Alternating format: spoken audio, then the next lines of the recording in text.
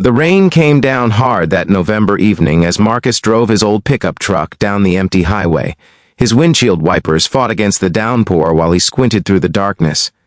He was bone-tired after pulling a double shift at the warehouse, but he kept going because rent was due and his two boys needed new shoes.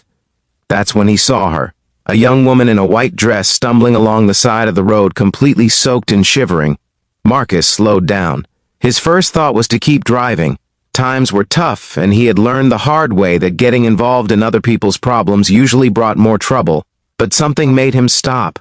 Maybe it was thinking about his own daughter who had passed away years ago. Maybe it was just the father in him that couldn't leave someone's child out in a storm like this. He pulled over and rolled down his window. "Miss, are you all right?" he called out. She turned toward him. She couldn't have been more than 25. Her face was pale and she was shaking badly. "Please," she whispered, "I need help." Marcus got out despite the rain soaking through his worn jacket. Up close he could see she was in bad shape. Her lips had a blue tint and her eyes looked unfocused. "Come on, let's get you warm," he said, gently guiding her to the passenger seat. Inside the truck he turned the heat up as high as it would go and grabbed the emergency blanket from behind the seat. She wrapped it around herself, but the shaking wouldn't stop. "What's your name?" Marcus asked. "Sarah," she managed between chattering teeth. "I'm Marcus. Sarah, I'm going to take you to the hospital, okay?" She nodded weakly. As he drove, Marcus noticed she kept fading in and out of consciousness. He talked to her the whole way, asking her questions to keep her awake. Where was she from? What happened? But her answers came out jumbled and confused. At the emergency room, Marcus carried her inside. The nurses rushed over immediately. One of them asked if he was family. "No, ma'am, I just found her on the highway," he explained. They took Sarah back right away. Marcus stood in the waiting room, dripping water onto the floor. He should leave. He had already done his part. But his feet wouldn't move. He thought about his boys at home with the neighbor watching them. He thought about the bills piling up on his kitchen table. But he also thought about Sarah alone and scared, and he stayed. 3 hours passed.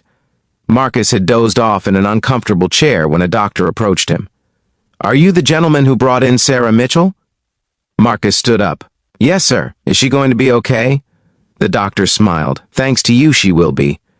She had severe hypothermia and was heading toward organ failure.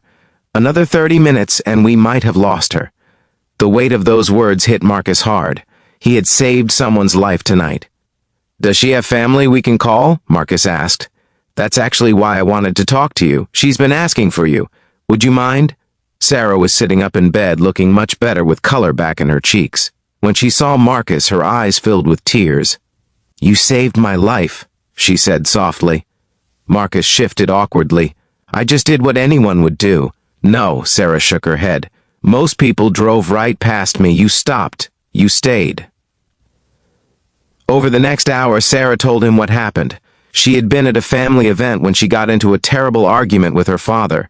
She had run out into the storm, upset and disoriented. Her phone had died and she had just kept walking, not knowing where she was going. "Your family must be worried sick," Marcus said. Sarah looked down. "My father and I, we don't see eye to eye on most things. He thinks money solves everything. I wanted him to see that kindness matters more than wealth.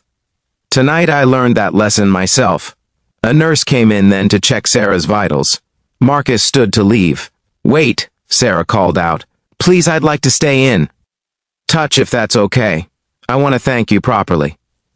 Marcus smiled. "No thanks needed. Just take care of yourself." He drove home as the sun started to rise. His body ached and he knew he'd have to go straight to work in a few hours, but his heart felt lighter than it had in years.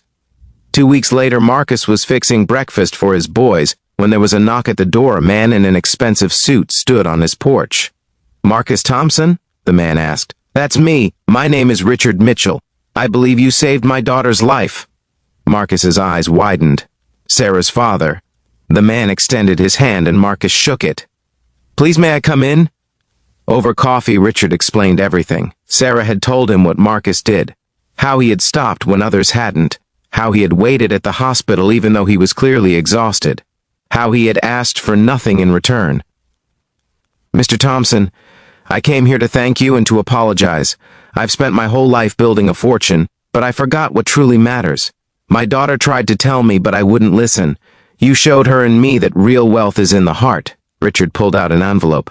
"This is for you. Please don't refuse." Marcus opened it. Inside was a check that made his hands tremble. More money than he'd make in 5 years.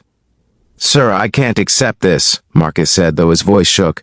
"You can and you will. But there's more. I own the warehouse where you work. I'd like to offer you a position managing our community outreach program. Good salary, full benefits. We need people who understand what it means to help others." Marcus sat down hard. His boys came running in, asking what was happening. He looked at them, and then at Richard, and tears rolled down his weathered face. "Why?" was all he could ask.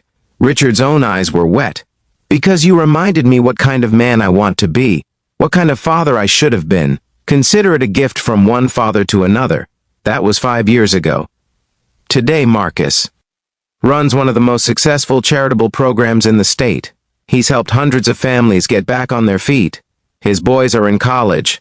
And Sarah? She's like a daughter to him now. They have dinner every Sunday. Sometimes Marcus drives past that spot on the highway where he found her. He thinks about how one choice on a rainy night changed everything. How stopping when he could have kept going made all the difference. He learned something important that night. Kindness isn't measured by what you have, but by what you're willing to give. And sometimes the smallest act of compassion can change not just one life, but many. If this story touched your heart, please take a moment to like, share, and subscribe. Leave a comment below telling us about a time when someone's kindness changed your life. Your story might inspire someone else to stop and help when they see someone in need.